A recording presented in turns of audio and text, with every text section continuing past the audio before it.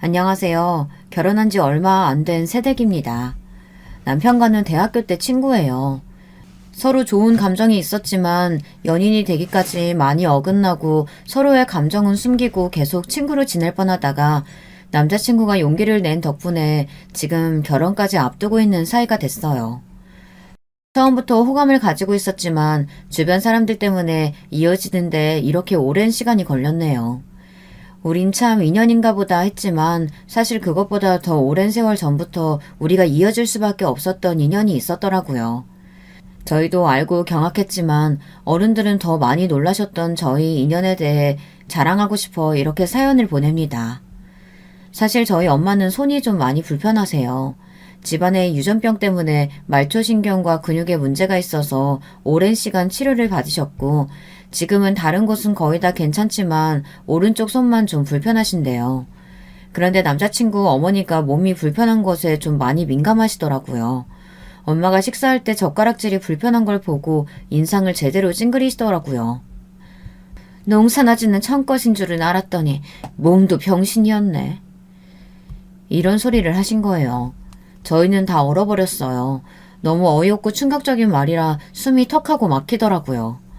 목소리가 목구멍으로 나오지를 못하는 것처럼 그 누구도 아무 말도 하지 못했어요. 저희 엄마는 눈물이 그렁그렁 하셔서 자리를 피하고 싶어 하시는 게 역력했고요. 근데 남자친구가 나서더라고요. 엄마, 그런 말 하시면 안 돼요. 장모님이 아프신 건 장모님 아버님께서 우리 외할아버지 구하시고 베트남에서 고엽제 맞으셔서 그런 거니까요. 저희한텐 평생 은인이세요. 그게 무슨 소리냐? 외할아버지를 구하셨다고? 베트남에서 힘들게 돌아오신 할아버지 팔아서 지금 말도 안 되는 소리 지어내는 거야, 너는? 아니에요, 엄마. 안 믿으실까봐 저희 집에 있는 사진 제가 휴대폰으로 찍어왔어요. 우리 집에 있는 외할아버지 사진이랑 똑같죠? 이 사진 두 분이 파병 가시기 전에 찍은 사진이라고 들었잖아요. 같이 사진 찍은 그 친구분이 지인의 외할아버지세요. 저도 듣지 못했던 얘기를 상견례장에서 들으니까 얼떨떨 하더라고요. 먼저 저희들 이야기를 좀 하자면 지혁이랑은 같은 과 신입생 한영회에서 만났습니다. 처음 봤을 때부터 뭔가 익숙하고 친근한 사람이었어요. 낯설지 않고 어디서 많이 본 것 같은 느낌이었어요. 그렇게 스스럼 없이 친해지고 어딜 가도 같이 다녔죠. 둘이서 있으면 참 좋고 편한데 주변에서 가만히 두지를 않더라고요. 저흰 서로 좋아했지만 서로 쑥스러워서 고백은 못한 상태였고 그 사이에 계속 우리를 좋아한다고 하는 사람들이 끼어들어서 우리는 몇 번이나 어긋났어요. 동기나 후배가 끼면 그러려니 하겠는데 여자 선배나 남자 선배들이 우리 사이에 끼고 시기 질투를 하니 정말 쉽지 않더라고요. 게다가 주변 사람들한테 지혁이한테 여자친구가 있는데 제가 지혁이한테 꼬리를 계속 친다거나 제가 남자친구가 있는데 저한테 지혁이가 어장관리를 한다던가 하는 그런 소문들이 돌게 만들더라고요. 둘 다 조심스러운 성격 때문에 항상 옆에 있었으면 했던 친구를 절대 잃고 싶지도 않았고 상대방의 마음에 확신이 없기도 했던 것 같아요. 그러다 결국 제가 지치더라고요. 3학년 때 영국으로 교환학생 신청을 했어요. 지혁이한테는 끝까지 말 안 하고 가려고 했었는데 조교 선생님들한테 제 얘기를 들은 것 같더라고요. 상황을 회피하려고 했던 저에게 지혁이는 용기를 내서 영국으로 따라왔습니다. 저희들은 용기를 낸 지혁이 덕분에 이어질 수 있었고 미래를 약속한 사이가 됐어요. 사귄 지 몇 해가 지난 어느 날 가족 얘기가 나왔어요. 지혁이가 집안 얘기를 잘 안 해줘서 뭔가 사연이 있나 했었는데 그날은 주말이었고 오랜만에 맑은 날씨에 오후였던 것 같아요. 카페에 앉아있다가 갑자기 말하더라고요. 우리 엄마가 사실은 좀 아파. 몸이 아픈 건 아니고 마음이 좀 아픈 사람이야. 어릴 때 외할아버지가 월남전에 갔다 오시고 불구가 돼서 오셨는데 할아버지랑 어렸을 때 같이 자랐던 친구가 할아버지를 구하시다 돌아가시는 바람에 우울증까지 생기셨어. 항상 어둡고 몸이 불편한 상태시다 보니 엄마한테 사랑을 많이 주지 못하셨대. 아빠가 타국에서 돌아오기만 기다렸던 우리 엄마는 아빠 상태를 보고 충격을 많이 받으셨고 덕분에 엄마는 아직도 몸이 아픈 사람들을 엄청 싫어하시고 건강에 대한 강박이 심하셔. 더러운 건 절대 못 만지게 하시고 나 캠핑이나 여행도 절대 못 가게 하셨어. 정말 많이 싸웠는데 왜 그러시는지 알고 나니까 포기가 되더라. 친구들이 많이 서운해했지만 어쩔 수 없었어. 너무 걱정하는 마음이란 걸 아니까 말이야. 너는 절대 외국 가서 다치면 안 된다고 애원하는 그 눈빛을 어떻게 외면하겠어. 영국 가는 것도 엄청나게 싸워서 온 거야. 나는 전쟁 나가는 거 아니라고 공부하러 가는 거니까 허락해달라고 몇 날 며칠을 싸워서 간 거야. 나 이렇게 엄마한테 반기 들고 너 만나러 온 거니까 네가 책임져야 돼. 그랬구나. 고생했네, 우리 남친. 내가 많이 예뻐해줄게. 그리고 나도 할 말 있어. 참 우리 많이 닮았다. 우리 외할아버지도 월남전에 참전하셨댔어. 할아버지도 거기서 친구가 돌아가셔서 많이 힘드셨다고 하셨대. 할아버지는 고엽제 부작용 때문에 몸이 많이 아프셨어. 한국 들어오셔서 집안에서 소개시켜준 여자랑 결혼하라는 등살에 급하게 결혼하셨는데 결혼 후에 부작용이 많이 드러나셨나 봐. 그게 아이한테 유전되리라고는 생각을 못하셨다 엄마가 태어나고서야 아셨대. 엄마가 근육계 이상으로 몸이 많이 불편하셨거든. 근데 할아버지가 다 자기 탓이라고 엄마 치료하려고 엄청 애쓰신 거야. 그래서 지금은 손만 좀 불편하시고 다른 데 많이 좋아지셨어. 엄마는 몸이 안 좋으니까 결혼도 안 하고 애도 절대 안 낳으려고 하셨는데 어렸을 때부터 엄마를 좋아하던 아빠가 계속 고백 공격을 하는 바람에 애를 절대 안 낳는 조건으로 결혼하셨대. 근데 너는 태어났잖아. 나는 그러니까 우리 엄마가 가슴으로 낳은 애야. 원래 내 친엄마는 아빠의 여동생이었는데 그러니까 막내 고모지. 고모가 그 시대에 드문 신여성이었는데 계속 결혼 안 하겠다고 하시다가 30대 후반에 운명의 상대를 만나서 결혼하셨대. 결혼하고 애를 낳으셨는데 그게 나야. 근데 고모랑 고모부가 차 사고로 같이 돌아가셔서 우리 엄마가 나를 호적에 올리고 입양해서 키우신 거야. 지혁이는 말 대신 저를 안고 토닥여줬어요. 근데 우리 엄마 몸은 많이 불편하지만 세상 어떤 엄마보다 나를 예뻐해주시고 잘 키워주셨어. 그게 너무 고마워. 너희 엄마가 우리 엄마를 싫어하지 않으셨으면 좋겠다. 아니 벌써 우리 엄마한테 인사드리러 갈 생각하는 거야? 어머, 김칫국 너무 맛있는 거 아니세요? 걱정 마. 우리 엄마는 건강하면 다 오케이야. 너 밥 먹는 거 보면 바로 오케이 하실걸? 지혁이랑 학교를 졸업하고 꽤 유명한 회사에 취업을 했어요. 지혁이랑 다른 회사에 들어갔지만 위치는 아주 가까워서 둘 다 다행이라고 좋아했어요. 더 자주 만나고 마음이 많이 깊어진 우리는 같이 미래를 꿈꾸기 시작했어요. 결혼 얘기가 나오고 나서 지혁이 어머니를 좀 뵈면 좋겠다는 생각이 들더라고요. 마음이 아프신 분이라고 하는데 엄마 생각을 하니까 좀 걱정이 되기도 했고요. 지혁이를 이렇게 잘 키워주셨으니 분명 좋으신 분일 거라고 생각했는데 보통 분은 아니시더라고요. 처음 지혁이네 집에 갔는데 정말 예쁘게 차려입고 계시더라고요.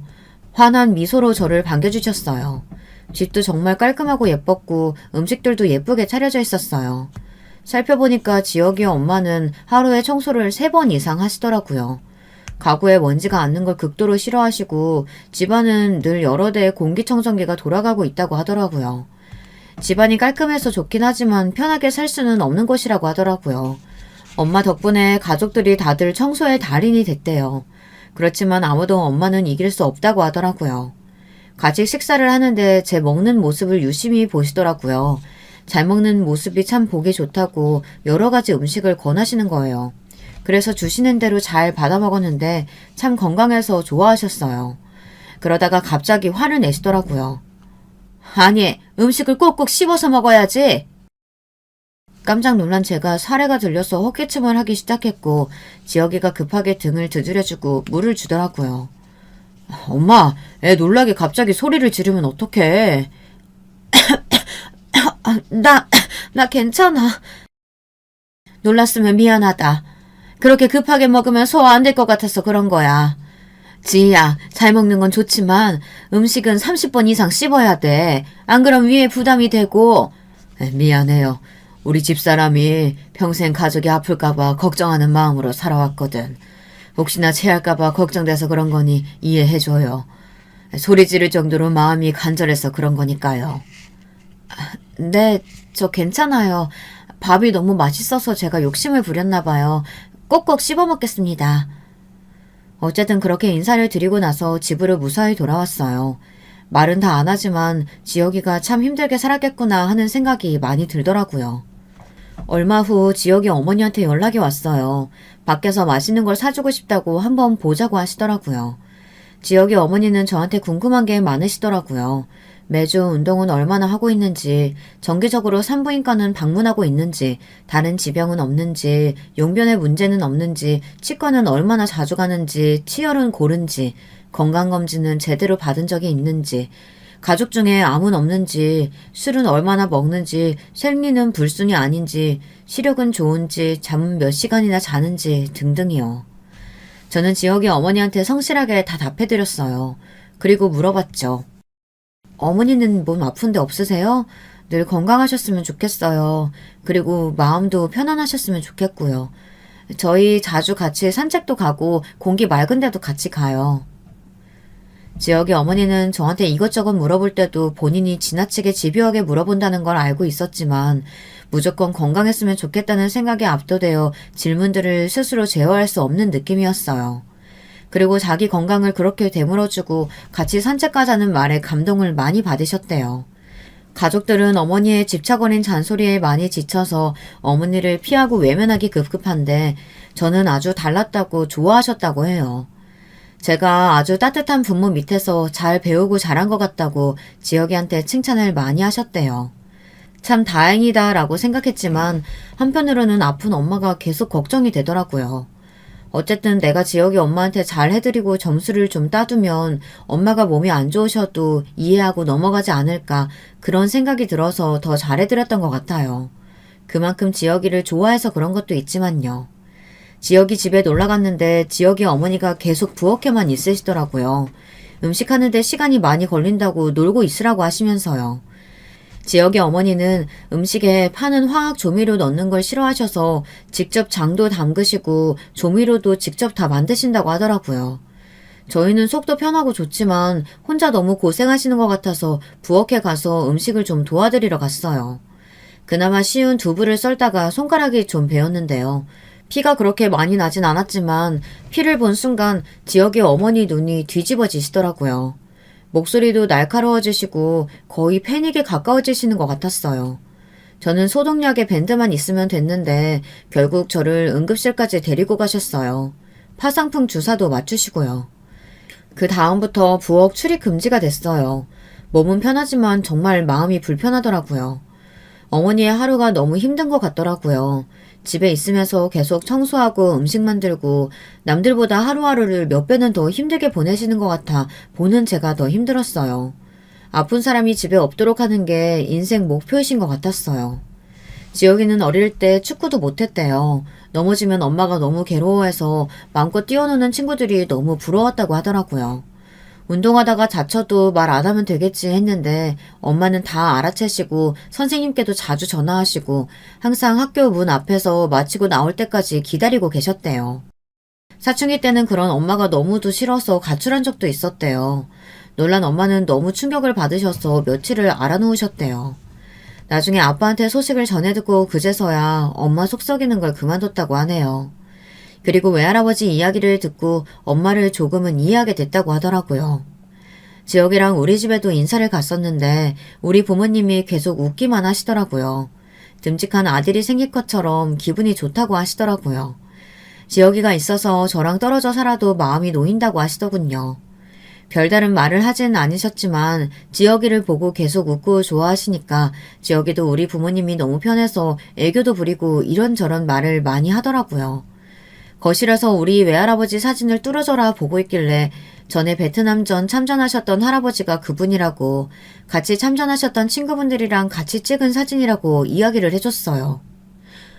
근데 나 외할아버지 친구분이랑 좀 닮지 않았어? 그러고 보니까 그러네. 사실 내가 너 처음 봤을 때 어디서 되게 많이 본 사람 같고 낯이 많이 익어서 되게 편하게 말 걸었었거든. 그러고 보니까 외할아버지 친구랑 되게 많이 닮았다. 신기하다. 지혁이는 그 이후에도 한참을 사진을 바라보다 같이 저녁을 먹었어요. 식구들이랑 저 어렸을 때 온갖 사고치고 다닌 이야기, 남녀 통틀어 동네 싸움장이었던 제 웃긴 과거까지 다 나와 다들 한참 웃고 즐겁게 보냈던 것 같아요. 집안 구석구석 소개해주다가 다락도 구경시켜줬어요. 아주 오래된 나무 박스를 보더니 이 안엔 뭐가 있어? 아, 그거 외할아버지 거라고 하던데 뭐가 들었는진 잘 모르겠어. 우리가 열어본 그 안에는 외할아버지의 일기장이 있었어요.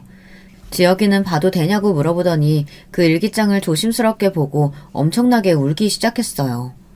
내가 걱정하면서 물어보니까 내용이 너무 슬퍼서 운다고 하더라고요. 저도 어렸을 때 읽으면서 계속 우니까 아빠가 다음부터 상자에 넣어 다락에 넣어두셨거든요. 한 글자 한 글자 보는데 진심이 느껴진다고 너무 마음이 아프다고 하더라고요. 사진을 좀 찍어도 되겠냐고 해서 그렇게 하라고 했어요. 상견례 날짜가 정해지고 저는 지혁이 부모님을 다시 만났습니다. 제 손가락을 보시고 괜찮냐고 계속 물어보시더라고요. 상처는 그 다음날 다 아물었다고 말씀드리니까 정말 다행이라고 진심으로 좋아하시더라고요. 저는 망설이다가 어렵게 입을 뗐어요. 저 사실은 드린 말씀이 있어요. 저희 엄마에 관한 건데요. 엄마가 어릴 적 팔다리 부분 근육계통에 병을 좀 앓으셨는데 지금은 거의 다 좋아지셨어요. 다만 오른손이 아직 조금 불편하세요. 유전되거나 할 위험은 없는데 미리 말씀을 드려야 할 것 같아서요. 지역의 어머니 얼굴이 급격히 어두워지시더라고요. 유전이 안 되는 게 확실하냐고 몇 번이나 물어보셨어요. 저는 확실하다고 말씀드리고 저는 건강하니까 염려하지 않으셨으면 좋겠다고 말씀드렸죠. 드디어 상견례 자리가 마련되고 가족들이 한자리에 드디어 모이게 됐는데요. 세상에 지혁이네 엄마가 엄마의 불편한 손을 보고 농사나 짓는 천한 것인 줄 알았더니 몸도 병신이었네. 이런 충격적인 소리를 하신 거였어요.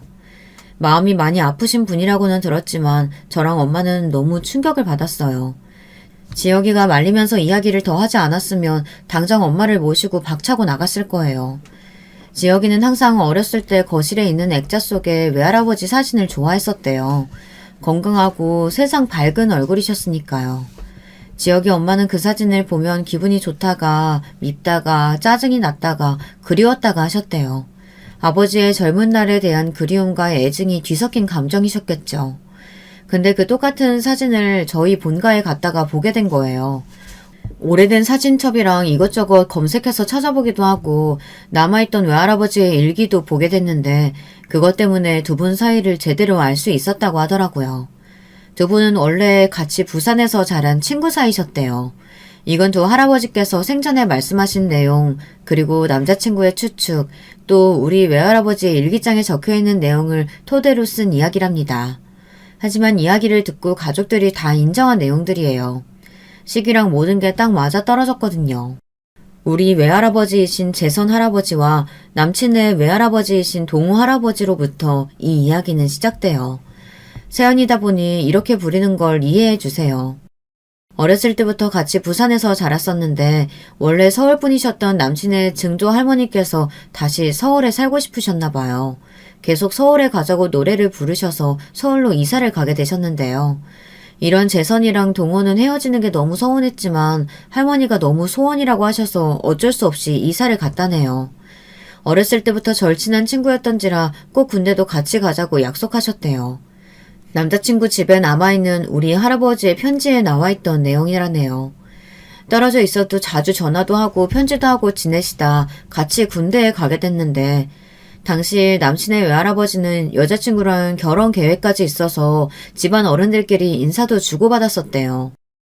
그래도 친구와의 약속을 지키려고 군대 얼른 갔다 오겠다고 여자친구에게 기다려달라고 그랬었는데요. 뱃속에 애가 있었는지는 꿈에도 모른 채 말이죠. 군대 가기 전에 애절한 분위기에 취해서 딱 하룻밤이었다는데 덕분에 외할머니가 참 고생을 많이 하셨대요. 결혼하기로 했었는데 갑자기 군대에 가질 않나 애는 갑자기 덜컥 생겨서 겁도 나고 남편은 군대를 갔고 그래서 몇 달을 고민하시느라 너무 힘드셨대요. 두 할아버지는 운 좋게 또 같은 부대로 배치를 받으셨는데 얼마 되지 않아 월남전 파병을 가게 되셨나 봐요. 그때 보상금보다도 베트남도 공산당 때문에 고통을 받는다는 사실이 안타까웠던 남친의 외할아버지가 월남전에 참전하겠다고 하셨고 그 때문에 별 생각 없던 우리 외할아버지도 참전하기로 마음을 먹으셨대요. 처음에는 다른 나라 전쟁에 전혀 관심 없던 우리 할아버지였는데 친구가 가는데 혼자 보내면 안 될 것 같아 같이 갔다고 그렇게 얘기하셨다네요. 베트남으로 떠나기 전에 같이 사이좋게 찍은 사진이랑 편지를 각자 집으로 좀 보내달라고 다른 군인들한테 부탁을 하셔서 보냈다고 해요. 그 사진들은 아직도 각자 집에서 잘 보존되고 있었는데요. 사진 속의 할아버지들은 정말 밝고 행복하게 웃고 계셔서 어릴 때마다 그 사진을 보면 항상 기분이 좋았어요.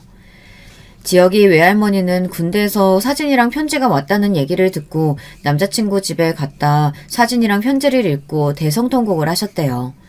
나쁜 놈이라고 너무 심하게 우셔서 달래다가 어른들이 임신 사실까지 알게 되신 거라네요.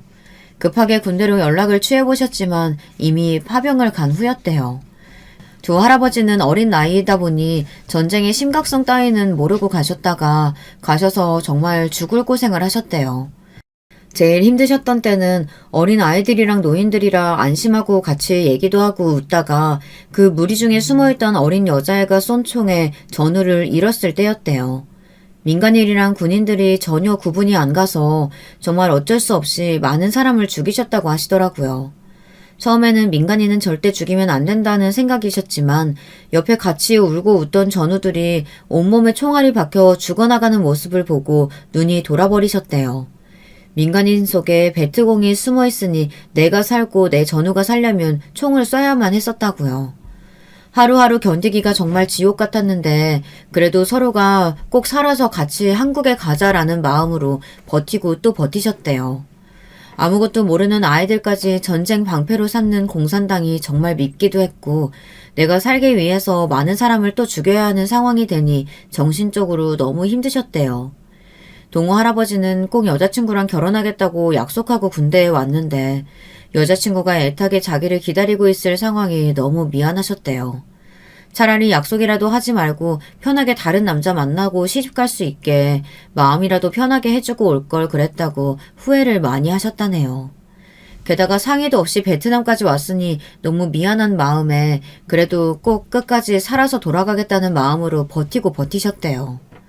재선 할아버지는 동호 할아버지랑 어떻게든 살아서 한국에 가겠다는 생각으로 버티셨고요. 어릴 적 같은 동네에 살았을 때 같이 물놀이를 갔다가 물에 빠진 재선 할아버지를 동호 할아버지가 뛰어들어 구한 적이 있었대요. 물에 빠진 사람은 잘못하면 같이 빠져 죽을 수 있어서 정말 조심해야 하는데 동호 할아버지는 재선이 죽는다! 빨리 어른들 불러라! 하고는 고민도 없이 물에 뛰어드셨대요. 그때 동호 할아버지가 구해주지 않았으면 이미 자기는 물귀신이 됐을 거라고 얘기하며 자주 우셨다네요. 그래서 내가 꼭 동호가 위험할 때 한 번은 은혜를 갚아야 한다고 생각하셔서 전쟁에 또 따라가셨던 거래요. 그래서 그렇게 몸을 날려 동호 할아버지를 구하셨나 봐요. 엄청난 총격전이 벌어지는데 길어진 전쟁에 서로 악에 바칠 대로 바친 상태였어요. 두 할아버지는 서로 엄호를 해주며 앞으로 전진하다가 동호 할아버지가 다리에 심한 총상을 입고 쓰러지셨대요. 총알이 너무 빗발쳐서 아무도 데리러 갈 엄두를 못 내고 있었는데 재선 할아버지가 어떻게든 살리려고 어떻게든 총알을 피하고 참호를 끌고 들어가셨대요. 뼈까지 끊어진 것 같은 다리를 갖고 있는 천으로 꽁꽁 싸매줬는데 덕분에 다리 형체는 유지할 수 있었던 거라고 하네요. 그런데 참호가 폭격 대상이 됐고 동호 할아버지의 눈에 보였던 마지막 기억은 폭탄을 맞고 피를 흘리며 저 멀리 날아가 내동댕이 쳐진 재선 할아버지의 모습이었대요. 참호에서 기어나오려고 울부짖다가 폭탄 때문에 참호에 깔려서 묻혀버렸던 기억만 있다고 하시더라고요. 그리고 며칠 후 의식을 찾았을 땐 다리를 심하게 다쳐서 수술 후 치료 중이었는데 옆에 재선 할아버지가 없다는 사실을 믿을 수가 없었대요. 그 전투에서 살아남은 사람들이 같은 병실에 모여 있었는데 살아남은 사람은 병실에 있는 사람이 전부라고 했대요. 주변에 치료받던 동료들도 재선에는 죽었다고 말하고 그 시신을 수습했던 동료들도 있어서 계속 울기만 하셨대요. 울다가 자다가를 반복했는데 다친 사람들은 한국으로 빨리 송환 결정이 내려져서 한국으로 오셨다네요. 재선이 시신만이라도 가져갈 수 있게 해달라고 많이 울고 빌었다는데 나라에서 다 알아서 할 테니까 걱정하지 말라고 하셨대요. 다리 불구가 된 몸으로 마음의 병까지 얻어서 왔는데 여자친구랑 부모님이 같이 살고 있어서 일체로 놀라고 자기가 몰랐던 딸이 있어서 정말 놀라셨대요. 그렇게 가정을 이루고 사셨지만 우울증이 자주 도져서 술만 드시고 사셨다고 하네요. 하루는 괜찮다가 3일은 또 아파하고 또 하루 정신 돌아왔다가 이틀을 고통스러워하기를 반복하셨다네요.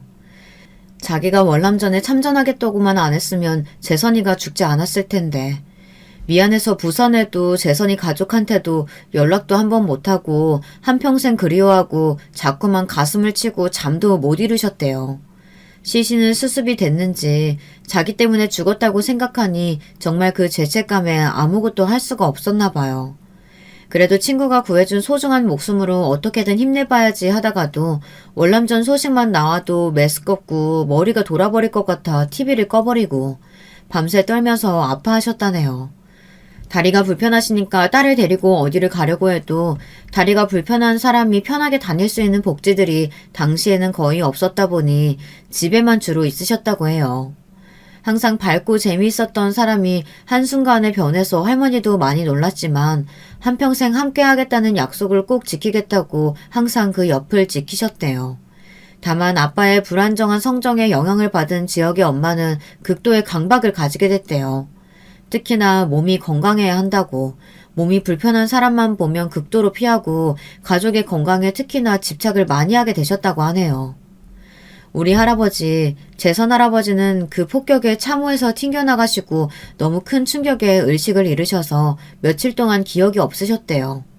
정신을 차려보니 이미 시신으로 분류돼서 시체들 더미에 같이 쌓여 있었다고 하더라고요. 꿈에서 계속 동호 할아버지가 부르는 소리 때문에 너무 시끄러워서 정신이 들었다고 하는데 시신이라고 뭔가 덮여져 있었나 봐요. 끙끙거리고 소리를 계속 낸 지 한참 만에 어떤 병사가 발견해서 간신히 병원으로 이송되었지만 어디 한 곳 골절되지 않은 곳이 없어 바로 이송이 불가능했대요. 본국으로 소환되는데도 한참 걸리고 거기서 계속 치료받다가 고엽제까지 맞으셨다는데 그게 뭔지는 몰라도 그냥 시원하다고 생각하고 있다가 조금 찝찝해서 계속 맞지는 않으셨대요. 그게 정말 다행이었던 것 같아요. 그리고 당연히 동호 할아버지는 죽었다고 생각하셨대요. 꿈에서도 산 사람의 모습이 아닌 것처럼 느껴졌고 베트남 어디서도 소식을 들을 수가 없었기 때문이었어요. 죽어서도 나를 살리려고 그렇게 고함을 지르고 나를 깨웠구나, 동호야. 나는 너를 살리려고 여기까지 따라왔는데 내가 또 너 때문에 살았다. 나만 살았다, 동호야. 할아버지는 동호 할아버지가 그리울 때마다 저렇게 일기장에 계속 반복해서 쓰셨더라고요. 정말 많이 보고 싶으셨나 봐요. 참호에서 폭탄을 맞을 때 참호가 무너졌던 걸로 기억하고 계셨는데 그 지역은 이미 전투가 끝나서 다 불에 타서 시신도 찾기 어렵다고 했다네요. 어디에서라도 살아있으면 좋겠다. 그런 생각에 일부러 생사를 확인하지 않으셨대요. 살아있으면 어떻게든 연락이 올 거라고 믿고 계셨대요. 반드시 나를 찾을 거라고 생각했지만 평생을 기다려도 연락이 오지를 않아서 동호는 정말 죽었구나 하고 생각하고 슬퍼하며 사셨는데요. 송환되어 돌아오셔서 온갖 괴로움에 아무 생각이 없었지만 집안에서 어떻게든 결혼하라고 해서 가정을 이루셨대요. 전쟁을 겪은 후라 겉은 멀쩡해 보여도 여러 군데 많이 아프고 힘든데 나 같은 사람이랑 결혼을 해도 되겠냐고 선본 사람한테 물어보셨대요. 근데 선본 여자분이 너무 멋진 대답을 하셔서 반하셨다는데요. 사람 살다 보면 몸 아픈 거는 당연한 거 아닙니까? 나이 들면 몸 안 아픈 사람 아무도 없지. 서로 골골하면서 아껴주고 좋아해주면 저는 상관없습니다. 저만 좋아해주면 돼. 그 착하고 선한 모습에 결혼하셨는데 괜히 본인이랑 결혼해서 한평생 고생만 시켰다고 자주 마음 아파하셨대요. 결혼 후 그냥 몸이 아프고 힘들다고만 생각했는데 점점 고엽제 부작용이 드러나는 데다가 나중에 태어난 딸이 근육 이상으로 손과 다리가 불편하게 태어난 걸 보고 너무 마음 아파하셨대요. 내가 무지해서 이런 일이 생겼다고, 친구도 지켜주지 못했는데 자식마저 아프게 만들었다고요. 그래서 딸 치료하는데 한평생을 바쳤다고 해도 과언이 아닐 정도로 지극하셨대요. 나중에 딸, 그러니까 우리 엄마죠. 엄마는 할아버지의 지극정성에 몸이 많이 좋아지셔서 손만 장애가 좀 남으시고 다른 곳은 거의 정상으로 보일 정도로 좋아지셨어요. 손은 좀 불편했지만 공부도 잘하고 참하고 선하셔서 어릴 때부터 같이 알고 지내던 동네 청년이 청혼을 했었는데요. 계속 거절하시다가 3번 만에 항복하고 결혼하셨대요. 그런 조건이 자식을 낳지 않는 거였는데 남편도 동의하셔서 결국 결혼을 하셨다네요. 엄마는 고엽제 부작용이 유전이 돼서 몸이 아프셨다 보니 자식한텐 본인이 힘드셨던 걸 절대 물려주고 싶지 않으셨던 것 같아요. 아빠는 손이 좀 불편할 뿐이지 세상에서 엄마가 제일 예쁘다고 항상 아껴주셨어요. 지금도 항상 하루 일과가 끝나면 아빠가 엄마를 이리저리 주물러주고는 잠드시곤 하시거든요. 재선 할아버지는 엄마가 결혼하는 걸 보고 안심하셨는지 결혼하고 얼마 안 돼서 돌아가셨대요. 사실 고엽제 부작용 때문에 자주 병원에 가셨고 엄마 앞에서 내색은 잘 안 하셨지만 정말 많이 고통스러워 하셨대요. 밤에 항상 앓으시면서 고통스러워 하셨지만 돌아가시기 전에는 이제 드디어 우리 동우 만나러 간다고 하시며 웃으시면서 편하게 가셨다고 해요. 이제 보니 남자친구가 사진 속 동우 할아버지를 정말 많이 닮은 외손주라서 그랬던 건데요. 그런데 어떻게 우리가 이렇게 만난 건지는 정말 신기한 것 같아요. 할아버지는 우리 집에서 항상 자랑거리셨어요. 전장에 참여하셔서 용감하게 싸우시고 몸은 자주 아프셨지만 엄마를 누구보다 아끼시고 헌신적으로 치료해 주셨으니까요. 일찍 돌아가셔서 얘기로 전해들었을 뿐이지만 우리한텐 영웅이셨어요. 사진 속의 두 할아버지는 늘 젊고 환하게 빛나는 청년이었어요. 항상 그 사진을 보면 기분이 좋았는데 지혁이랑 저는 이 오랜 인연에서 반드시 만나야 하는 사람들이었네요. 혹시 외할아버지들끼리 다리를 놔주신 건가 하는 생각이 들더라고요. 어떻게 사는 지역도 달랐던 우리가 같은 대학, 같은 과에 입학했던 건지, 그리고 처음부터 그렇게 친해질 수 있었던 건지 정말 너무 신기했어요. 두 분의 깊은 그리움이 몇 대가 지나도 사라지지 않고 우리를 만나게 해주신 것 같아 정말 감동이었어요.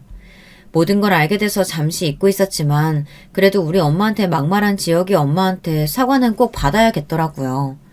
처음에 지혁이 엄마는 저희가 꾸민 이야기가 아니냐고 못 믿겠다고 하시더라고요. 지혁이는 조용히 휴대폰으로 찍은 사진을 내밀었어요. 거기에는 우리 집 거실에 걸려있는 두 분의 사진이 있었어요. 그리고 재선 할아버지의 일기장을 보다가 찍었던 사진을 내밀었죠. 동우야, 네가 살아있었으면 좋겠다. 살아있으면 나를 꼭 한 번은 찾아왔을 텐데. 동네 사람들한테 물어라도 나를 찾아왔을 텐데. 그치? 동우야, 미안하다. 내가 너를 끝까지 살렸어야 했는데 내가 좀 더 운이 좋았으면 그때 그 포탄이 날아가지만 않았어도 죽어도 네 옆에서 사이좋게 죽어 너 가는 길 외롭지 않게 했어야 했는데.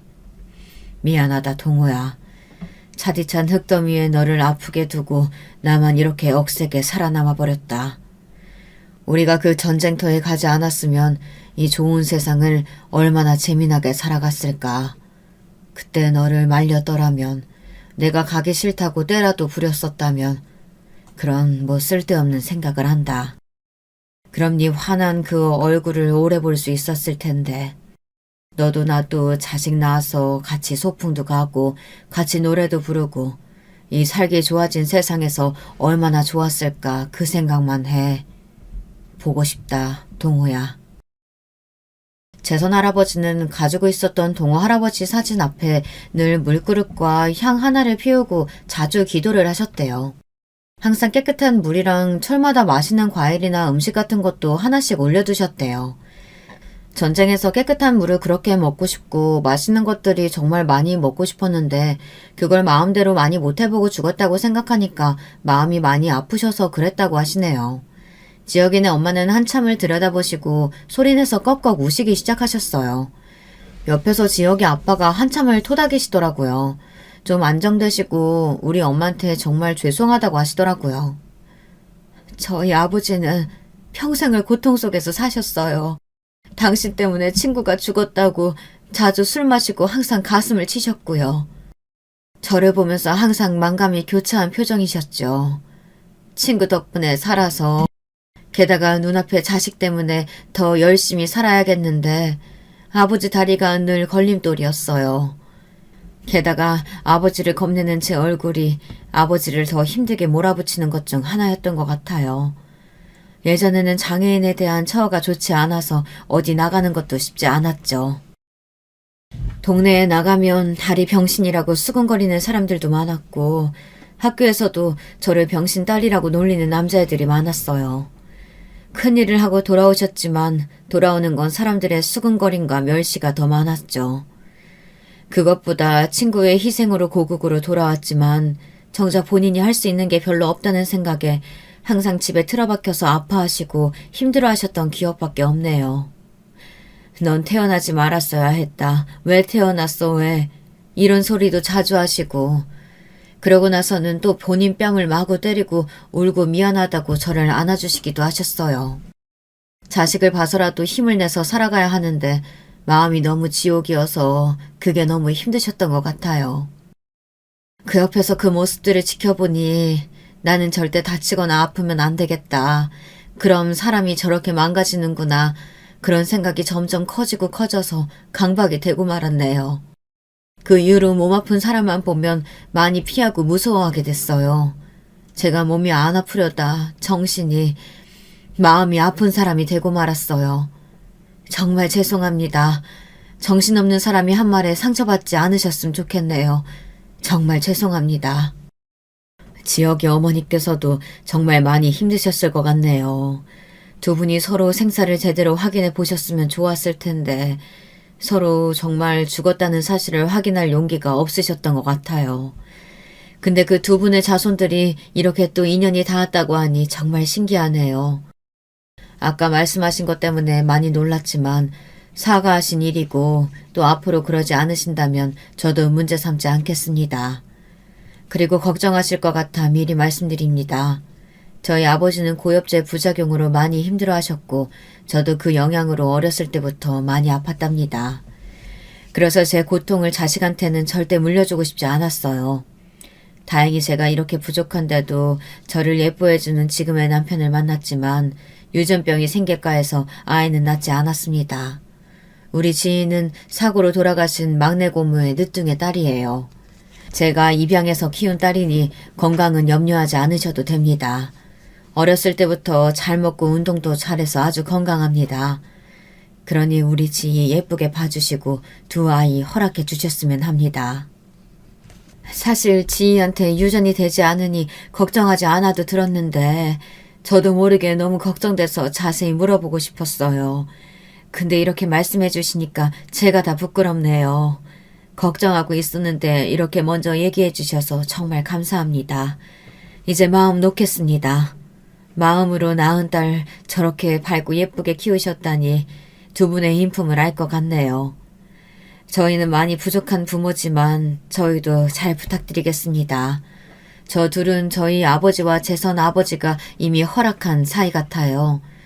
두 분이 참 서로를 많이 그리워하시고 가족이 되고 싶으셨나 봐요. 앞으로 잘 부탁드립니다. 사부인 사돈어른. 그리고 본의 아니게 상처 줘서 미안하다 지희야. 나도 모르게 정말 실수를 했다. 앞으로 내가 정말 잘할게. 이렇게 눈물 콧물 상견례는 끝났어요. 지혁이는 엄마가 저렇게 이야기하는 걸 듣고 정말 많이 놀랐대요. 엄마가 어린 시절부터 가지고 있었던 많은 트라우마들이 한 번에 해결되신 것처럼 많이 웃고 밝아지셨다네요. 늘 무섭고 이상했던 아버지를 제대로 이해하시고 나서 마음이 확 바뀌신 것 같았대요. 아빠도 이제 하늘나라에서 재선 아저씨랑 신나게 놀고 계실 거잖아. 나도 이제 신나게 너희들이랑 살래. 나도 좀 웃으면서 즐기면서 살고 싶어. 나도 그동안 많이 힘들었어. 나도 이제 그만하고 웃으면서 살 거야. 이러셨대요. 결혼식 준비는 차근차근 진행돼서 2달 후에 결혼식을 올려요. 지혁아, 우리가 가족이 되면 뭐가 많이 바뀔까? 아님 지금처럼 평범하게 살게 될까? 당연히 조금씩 뭔가 바뀌겠지. 그런데 아주 좋은 방향으로 바뀔 것 같아. 우리 엄마만 해도 우리 결혼으로 많이 밝아지고 좋아지셨잖아. 지금 우리 엄마랑 아빠는 몇십 년 만에 다시 신혼 때가 된 것처럼 재미있게 밝게 잘 지내고 계셔. 너네 부모님은 원래 사이 좋으시지만 우리가 더 좋게 만들어드리면 되지 뭐. 더 좋게 어떻게 만들어드려? 무슨 방법이라도 있어? 당연히 있지. 그게 말이야. 빨리 좀 말해봐. 왜 이렇게 뜸을 들여? 부모님이 좋아하실 일들이 뭐가 있겠어. 손주 보시는 거지 뭐. 우리가 애를 팍팍 낳아서 두 집안의 귀염둥이들을 안겨드리는 거지 뭐. 뭐? 근데 너 허리 디스크 심해서 병역 면제받은 몸 아니야? 애를 팍팍 만들 수나 있겠어. 당연하지. 이상하게 그때 신검 받을 때만 디스크가 터지고 난리가 났었는데 난 그 이후는 계속 괜찮아지더라고. 이것도 외할아버지의 큰 그림이신가? 그런 의미에서 나의 허리 상태 지금 확인해보면 어때? 뭐? 그거 내가 지금 어떻게 확인해? 아니, 이 여자가 내가 다 말로 해야 돼? 이리 와! 결혼 허락도 받았고 너무 꿀떨어지는 하루하루를 보내다가 정말 덜컥 임신을 해버렸어요. 덕분에 결혼 일정도 앞당기고 곧 엄마 아빠가 되게 생겼네요. 지혁이는 회사에서 열심히 일하다가 가업을 이어받아 식당 경영을 하게 됐어요. 요리엔 소질이 없었지만 장사엔 소질이 있는지 본점이랑 대리점들을 잘 관리해서 아버지한테 칭찬도 받았다고 좋아하더라고요. 지혁이가 그 일을 하게 될 줄 몰랐었는데 왜 그런 결정을 내렸는지 물어봤는데 좀 감동이었어요. 큰 회사에 들어가서 열심히 일하고 승진하는 삶도 좋겠지만 가족이 최우선인 삶을 살고 싶다고 말이에요. 그동안 고통받고 사는 가족들 모습에 가족을 등지고 살고 싶다는 생각도 한 적이 많았다고요. 그런데 엄마가 변하는 모습도 보고 우리 엄마 아빠가 사는 모습도 보고 저렇게 예쁘게 살 수 있구나 하는 생각이 들었대요. 그리고 일한다고 저를 그리고 아이를 혼자 두고 싶지 않았다고 하더라고요. 아무래도 시간적 여유가 많고 가족과 함께 할 수 있는 시간이 더 많은 일을 찾다 보니 지금 일이 딱 맞더라고 하더라고요. 이 일을 듣고 시아버지도 흔쾌히 허락하셨대요. 대신 농땡이는 안 된다고 하셔서 일할 때는 정말 열심히 하긴 하더라고요. 시어머니는 임신했다는 얘기를 들으시고 정말 기뻐하셨어요. 애도 내가 봐줄 테니 많이만 낳으라고 하시더라고요. 쌍둥이로 낳아도 좋다고 하시며 웃으시는데 괜히 마음이 뭉클하더군요. 집안에 자손이 귀해서 제 임신이 너무 설레고 기분이 좋다고 하시는데 저도 마음이 몽글몽글 하더라고요. 제가 결혼하고 나서 시어머니도 정말 많이 좋아지셔서 청소도 이제 하루에 한 번만 하시고 음식은 여전히 정성스럽긴 하지만 그렇게 강박적으로 하지 않으시더라고요. MSG가 소량 먹으면 아무 문제 없다고 하시면서 고향의 맛도 몇 번 사용하니까 좋다고 하시더라고요. 애기 이유식 만들 생각에 너무 설레하셔서 애기 아직 팔다리도 없어요, 어머니. 조금만 기다려주세요. 말씀드리니까 한참을 웃으시더라고요. 엄마한테 영상통화를 걸어 엄마 아빠한테 배가 이렇게나 나왔다고 투정을 부리기도 하고 엄마가 해주는 밥이 먹고 싶다고 했더니 두 분이 또 음식을 바리바리해서 서울까지 올라오셨더라고요.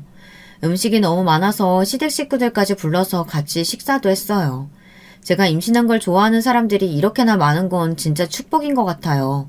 부끄럽기도 하지만 뭔가 큰 일을 해낸 것처럼 자랑스럽기도 하고 하여튼 기분이 묘했어요. 애가 딸인지 아들인지도 모르는데 우리 엄마랑 시어머니는 기저귀는 이런 게 좋고 유모차는 이런 게 좋고 온갖 아이 용품에 대한 대화를 한참 하시더라고요.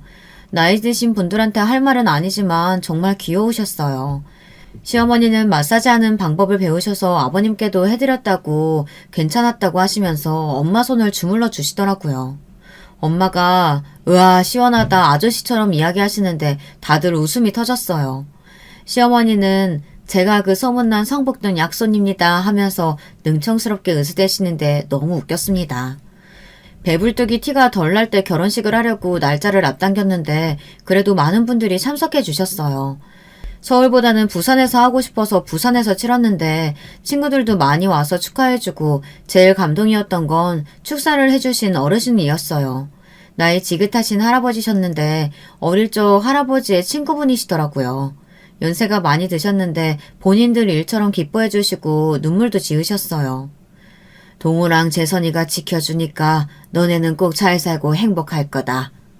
하시는데 정말 눈물이 나더라고요. 몇 분 안 되셨지만 오셔서 우리들 손도 잡아주시고 시어머니 보고 얘가 동우 딸이가? 동우, 아이고 우리 동우야.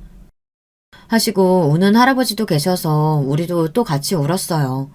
그리고 어렸을 때 두 분들이 같이 찍으셨던 다른 사진들을 찾아서 저희한테 주셨어요.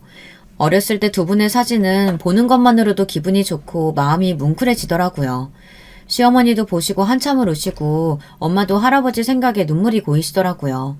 어르신들 주소랑 연락처도 여쭤보고 나중에 부산에 갈 때 꼭 찾아뵙겠다고 약속도 드렸어요. 결혼식 후에 이런저런 이야기를 하다가 저희 외할아버지는 부산 바다에 화장해서 풀어드렸다고 하니까 남편 외할아버지도 그렇게 해드리면 좋겠다고 해서 그렇게 해드리기로 했어요. 물론 할머니들도 마찬가지고요. 유골함에 그냥 모셔져만 있었는데 이제 두 분이서 재미나게 바다 구경도 하시고 자유롭게 편하게 계시면 더 좋지 않을까 생각하신 것 같아요. 어릴 적 두 분 사진을 보다가 그런 생각이 드셨나 봐요. 사람들은 월남전에 대해서 부정적인 생각이 많더라고요. 우리 군대가 가서 민간인들을 많이 학살했다 하고 나쁜 짓들만 골라서 했다고 하면서요.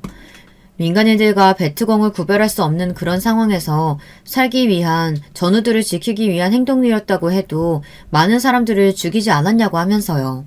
저는 가끔 묻고 싶어요. 그런 똑같은 상황이 되었을 때 당신은 어떻게 할 건지. 우리 할아버지들의 아름다운 젊은 날을 팔아받은 그 보상금을 우리나라 살림에도 보태고 많은 병을 얻고 장애도 얻고 그 많은 전우를 이루셨는데 우리는 그 덕분에 좋은 나라에서 편하게 잘 살고 있는데 비난만 하는 사람들을 보면 참 마음이 아파요. 물론 불미스러운 일들도 많이 있었겠죠. 상처받은 사람, 고통을 준 사람, 전쟁 속에서는 어느 한쪽도 자유로울 수 없는 것 같아요. 다시는 그런 상황이 반복되지 않았으면 하는 바람입니다. 가장 전쟁이 일어날 위험이 많은 분단국가에서 살고 있지만 말이에요. 전쟁은 우리 할아버지들 뿐만 아니라 참 많은 것들을 빼앗아가니까요. 생전에 같이 만나지 못하고 그리워만 하셨던 두 분이셨지만 이제 가족이 되셨으니 지금은 같이 행복하시겠죠? 저랑 남편을 보면서 두 분도 마음의 병이 치유되시고 여한이 없으셨으면 좋겠어요. 더 이상 정쟁 없는 이 땅에서 모두가 살아갈 수 있기를 바라겠습니다. 사연을 듣는 여러분들의 하루도 늘 편안하시고 행복하셨으면 좋겠네요. 안녕하세요. 반갑습니다. 저는 서울 토박이 30살 여자입니다. 불과 몇 달 전에 저만 알고 있기엔 너무나 재밌는 일이 있어서 여러분께 이야기하고자 이렇게 사연을 신청해봤어요. 간단히 소개하자면 저희 집은 부모님, 저, 동생 이렇게 5명이서 살고 있어요. 경제적으로 매우 풍족하진 않지만 그래도 먹고 살 만큼 벌고 적당히 쓰고 싶은 만큼 쓰는 그런 평범한 가정이고요. 자랑할 거라곤 가족끼리 굉장히 돈독하다는 점 하나예요. 가족들 모두 워낙 활발하고 정이 많은 터라 서로 연대도 끈끈한 편이거든요. 저는 엄마, 아빠, 동생 모두 자랑스러워요.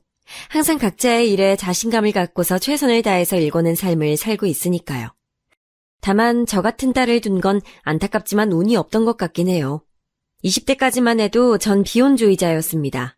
결혼하지 않고 평생 혼자 살다 가자는 주의요. 죽을 때까지 한 사람만을 바라보며 사는 게 자신 없었거든요. 제 성격이 워낙 불같고 다혈질이라 누가 절 받아줄까 싶기도 하고요. 부모님이랑 동생도 다 똑같이 얘기했어요. 네 그 성격 받아줄 사람 찾느니 그냥 혼자 살아라 라고. 창피하지만 회사도 여러 번 옮겼죠. 상사가 못살게라도 구는 날이면 쓸데없는 반항심으로 항상 반발하고 일어섰거든요. 그러다 정착한 게 지금의 회사입니다. 야근이 너무 많긴 하지만 자율적이고 직급이 없는 회사라 위계질서 같은 것도 없어서 너무 좋아요. 그렇게 오랜만에 만족해야 할 만한 일을 찾고 난 후 자기계발에 집중하며 살고 있었는데요. 잔잔하던 제 삶에 웬 커다란 돌 하나가 떨어진 겁니다. 여느 날과 같이 휴일을 즐기며 거실에 늘어져 있는데 아빠가 갑자기 소개받을 사람이 있으니 다녀오라는 거예요. 뭔 소개인가 했는데 알고 보니 남자더라고요. 아빠가 직접 아는 사람은 아니고 우연히 아빠가 같이 일하시는 분의 조카가 저희 회사에 다니는 사람이라고 하더라고요. 황금 같은 주말에 그렇게 누워있지 말고 같은 회사 사람이니까 한번 만나봐라 라고 제안해 주신 거였어요. 너무 싫었습니다. 평화로운 일터에서 남자를 만나라뇨. 괜히 껄끄러운 일 만드는 게 싫어서 극구 거절했지만 이미 어른들끼리 약속을 잡은 터라 어쩔 수 없었어요. 그렇게 힘겹게 나간 자리에서 만난 남자와 저는 결국 훗날 결혼까지 약속하게 됐답니다. 사람 일이라는 건 알다가도 모른다는 어른들의 말씀이 정말 100번 1000번 맞아요. 만나기 싫었던 남자와 연애를 하게 되고 남의 일 같았던 결혼을 하기 위해 어느새 식장을 알아보는 제 모습이 믿기지 않았죠. 그때부터 괜히 지키지 못할 입방정 떨지 않기 위해 입조심 말조심하며 살고 있고요. 결혼을 약속했던 그 남자, 전 남자친구를 우선은 편하게 남자친구라고 말할게요. 그 사람은 한마디로 순둥이 같았어요. 제가 뭐라고 하던 무슨 일을 하던 군말 없이 믿어주고 따라줬거든요. 전 그 점이 제일 좋았고요. 가끔 줏대없는 모습이 답답하긴 해도 있는 그대로의 저를 받아주는 사람은 제 인생의 처음이었으니까요. 하지만 같은 직장에 다니기에 결혼 약속하기 전에는 불편한 점도 많았어요.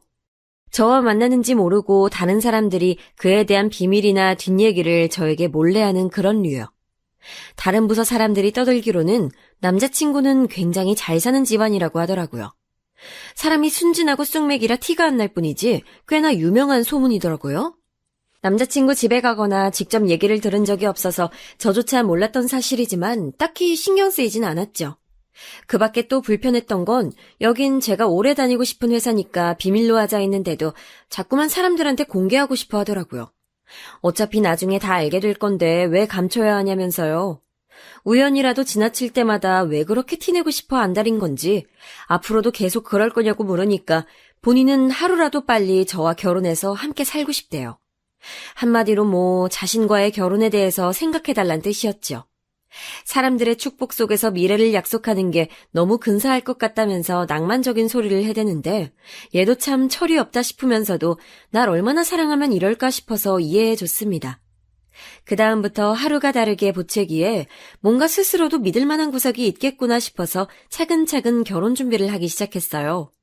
나중에 후회하더라도 지금 당장은 후회하지 말자는 마음으로 그 사람을 선택한 거였죠. 가족들은 얼마나 좋은 사람이길래 네가 그런 결정을 했냐면서 놀라워했어요. 다들 어서 빨리 상견례하고 싶다며 들떠 있었는데 다 같이 만나는 일이 생각보다 어렵더라고요. 그쪽 아버지가 유명한 강사인데 너무 바쁘셔서 상견례 날짜를 잡지 못하고 있던 터라 최대한 우리끼리 할 수 있는 것부터 준비하기로 했어요. 그렇게 어쩌다 보니 날짜를 알아서 잡고 식장까지 알아본 후에 상견례를 하게 됐습니다. 그쪽 식구들은 겉보기엔 매우 교양이 넘치는 것처럼 보였어요. 예의 있고 고상한 딱 그런 느낌. 아버지는 입시 강사에 어머니는 피아니스트, 형은 유학 중이라니 처음 볼 땐 참 대단한 집안이다 싶었죠. 그쪽에서 먼저 예상만큼이나 거창한 소개를 늘어놓은 이후 저희 집안은 어떤 일을 하는지 소개할 순서가 됐어요.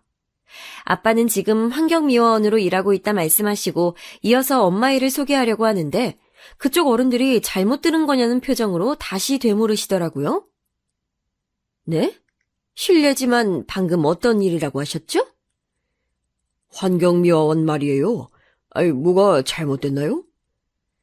아, 그런 건 아닙니다만 저는 공직자 자리에 계시다고 전해 들었거든요. 그것도 꽤나 높은... 제가 깜빡 속았나 봅니다. 저런 말을 한 적이 없는데 무슨 소린지 싶어서 남자친구를 쳐다보니 본인은 그런 적 없다는 듯 순진무구한 얼굴을 하고 있더라고요. 죄송한데 저는 남자친구한테 그런 얘기를 한 적이 없어서요. 아빠는 환경미화원으로 오랫동안 일해오셨고요. 알고 계시던 것과는 다르지만 속인 적은 없습니다. 그러니 속았다는 그 말씀은 조금 불편하네요. 그랬구나. 불편했다면 용서하렴. 조금 당황스럽긴 해서 말이야. 뭐랄까, 이렇게 실제로 하시는 분은 처음 보기도 했고 그래서. 아니, 살면서 환경미화원을 실제로 못 봤던 사람도 있을까요? 저렇게 당황하는 게 저로선 이해가 안 가더라고요. 당황했다고 하더라도 입 밖으로 꺼내는 것도요. 분명 그건 우리 집을 무시하고 깔보려는 의도였다는 게 확실했습니다. 이어서 나머지 가족들이 자기소개를 할 동안 그쪽 식구들은 충격에서 못 헤어나오겠다는 표정으로 가만히 듣고만 있었어요. 아빠도 이 같은 변화를 눈치채셨는지 어느새 말씀이 사라지셨고요. 엄마와 동생은 고개를 푹 숙이고 있더라고요. 하루라도 빨리 결혼을 서두르자던 사람들이 환경미화원이라는 말 하나에 갑자기 꿀먹은 벙어리가 된 게 기가 차더라고요. 아빠는 당신 직업에 누구보다 자부심을 갖고 계시던 분이었는데 말이죠. 저는 참지 못하고 말씀 도중에 끼어들어 그쪽 부모님께 질문을 했습니다. 실례지만 아까 말씀하신 게 계속 마음에 걸려서요. 한 가지만 여쭤봐도 될까요? 혹시 환경미화원이 강사나 피아니스트보다 훨씬 안 좋은 일이라고 생각하시나요? 저는 최대한 정중히 물었다고 생각했는데 한순간 찬물을 끼얹은 듯 분위기가 가라앉았습니다. 아차 싶었지만 뭐 끼얹은 물을 주워 담을 수 있나요? 답을 기다리는데 앞에 있던 남자친구가 부족한 말솜씨로 부모님을 변호하기 시작했어요. 미경아, 진정해. 우리 부모님은 그냥 당황하신 거야. 자기 부모님을 비웃거나 비하하는 의도가 절대 아니었다고. 당황은 왜 하는데? 당황해야 하는 지점이 대체 뭔데? 그래. 넌 애초에 왜 그런 거짓말을 한 거야? 난 공무원의 기억도 꺼낸 적 없다고. 제 성남 불길이 남자친구로 번지자 아무 말 없던 예비 시아버님이 나서셨습니다. 의도와 다르게 질문이 오해를 산 것 같네요. 말씀하신 그런 뜻은 아니고 해당 직업이 일반적으로 경제적 여유 있다고 생각하긴 어려워서 그랬습니다. 아이들이 아직 어리니 아무래도 집에서 도움을 받아야 할 텐데 그 부분을 해결하실 수 있을까 하는 아주 작은 걱정 때문에요. 아니 이게 무슨 소리죠?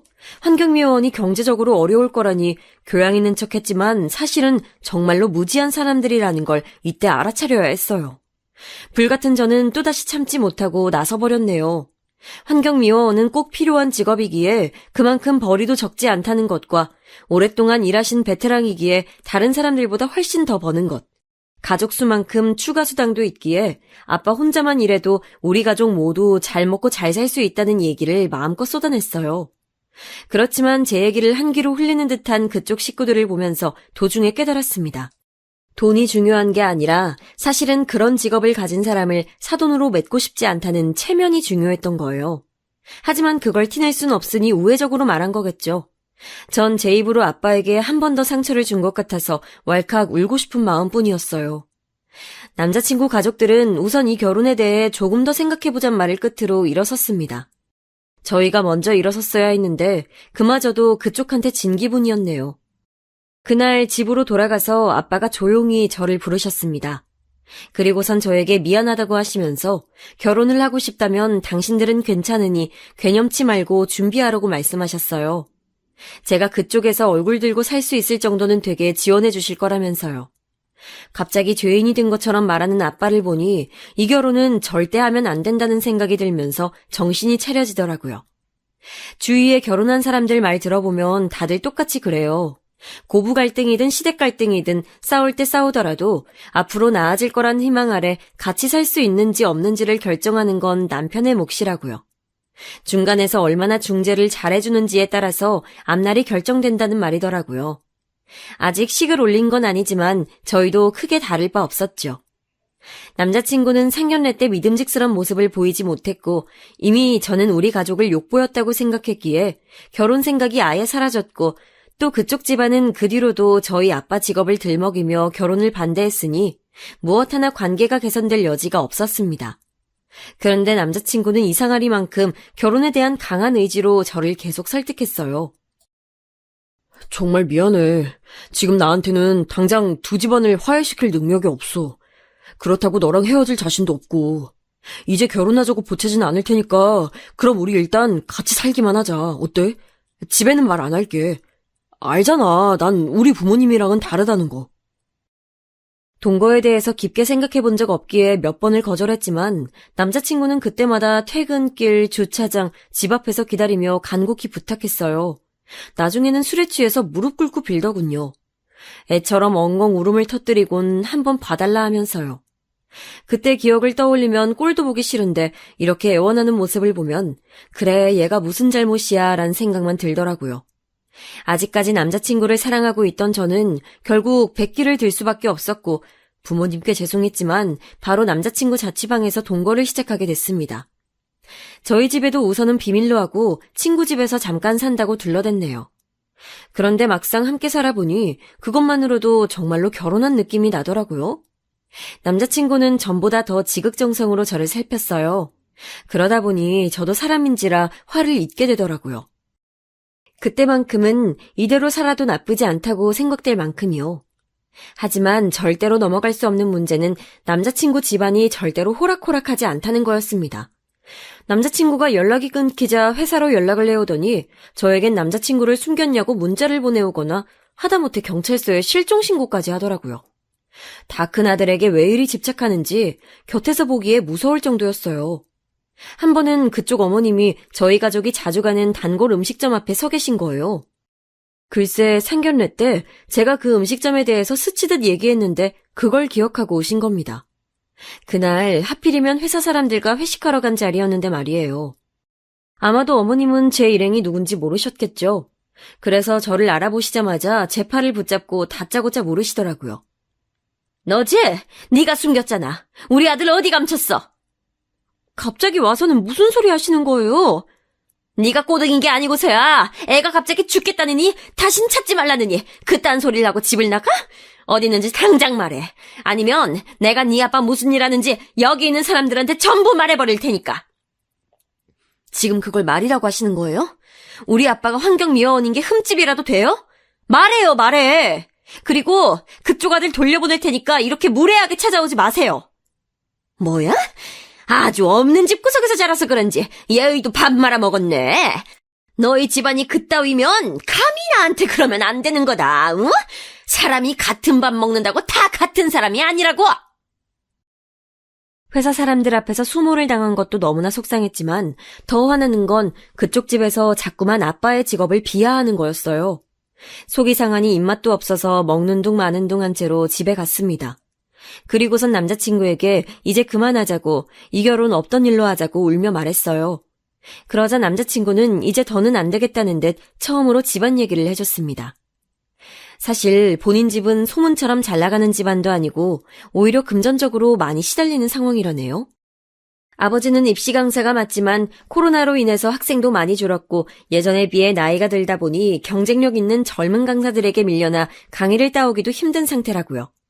피아니스트인 어머니도 다른 사람을 가르친 적이 없어서 레슨을 할 수도 없고 쇼를 열기엔 알아주는 이가 없어서 유명무실한 직업일 뿐이었습니다.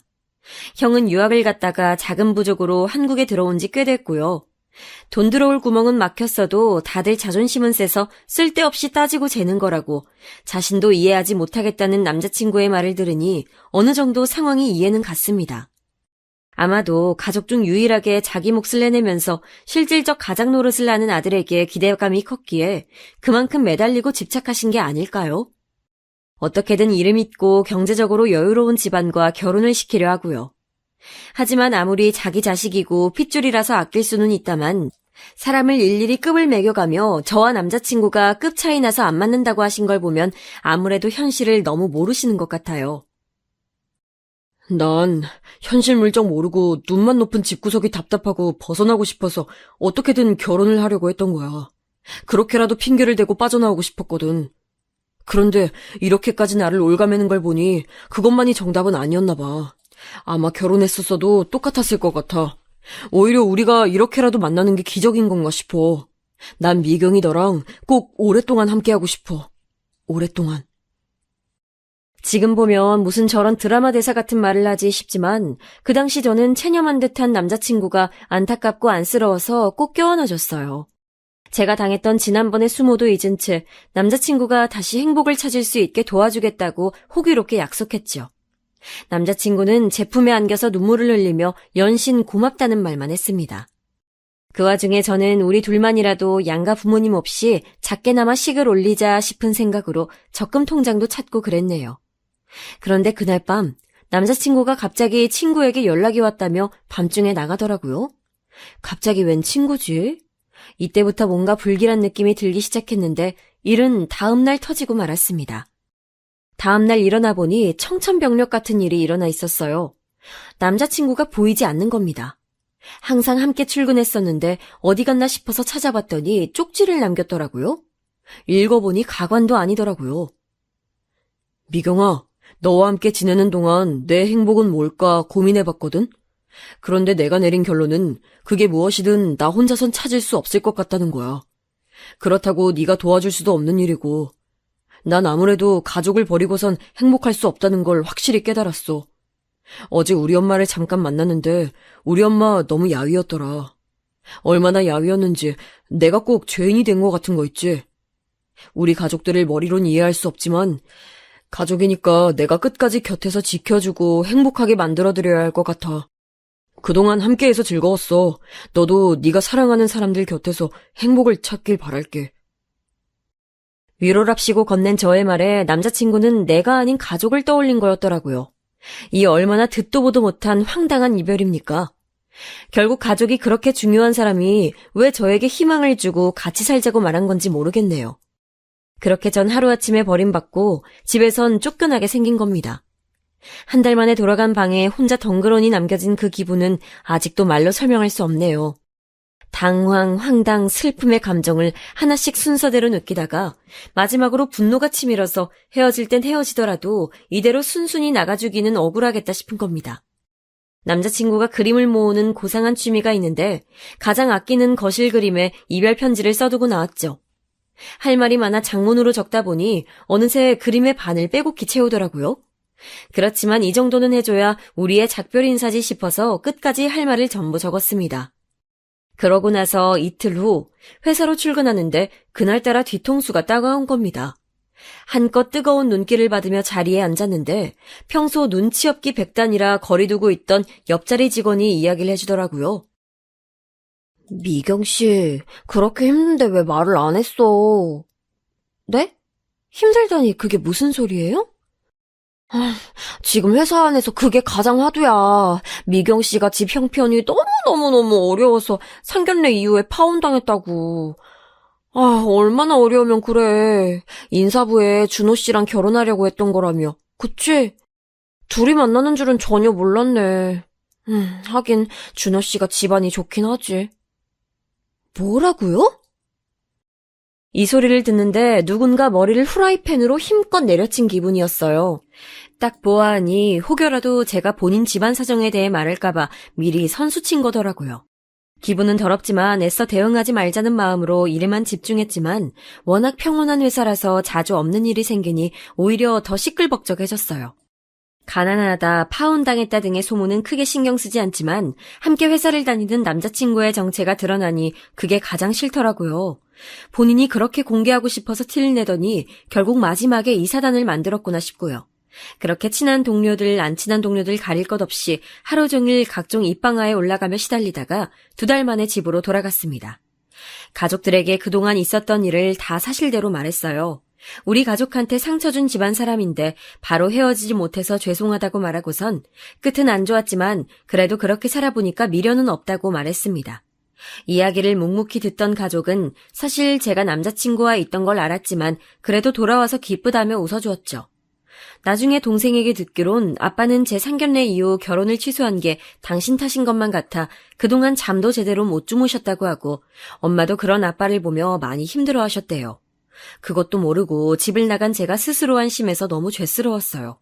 액땜 아닌 액땜을 했으니 앞으로 갚아나가면서 다시 열심히 살아가자라고 몇 번을 다짐했습니다. 그런데 다음날 출근하고 보니 또 커다란 산 하나가 도착해 있더라고요. 제 책상 근처로 사람들이 몰려있는 겁니다. 다가가서 보니 남자친구 집 거실에 걸려있던 그림이었어요. 제가 쓴 이별 편지에 또 답장을 적어서 회사 사람 모두가 볼 수 있도록 친히 제 자리에 둔 겁니다. 정말이지 지극정성이죠.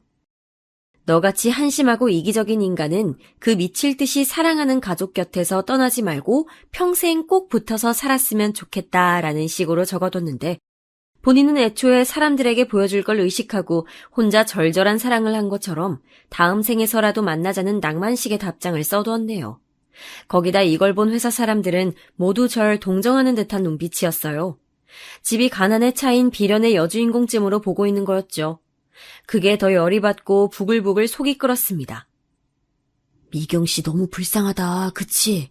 얼마나 집이 가난하면 저런 일까지 겪고? 나 같으면 살기도 싫겠네.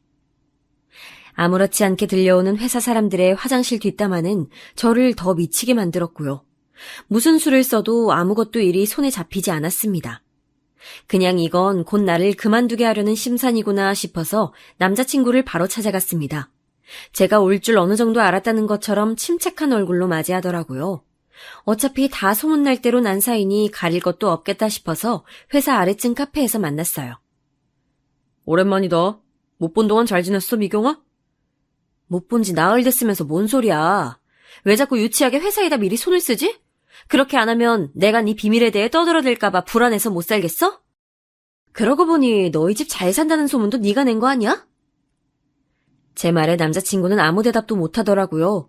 설마 했는데 남자친구는 툭 하면 자신을 포장하는 거짓말을 해가며 원하는 이미지를 만들어갔던 거였어요.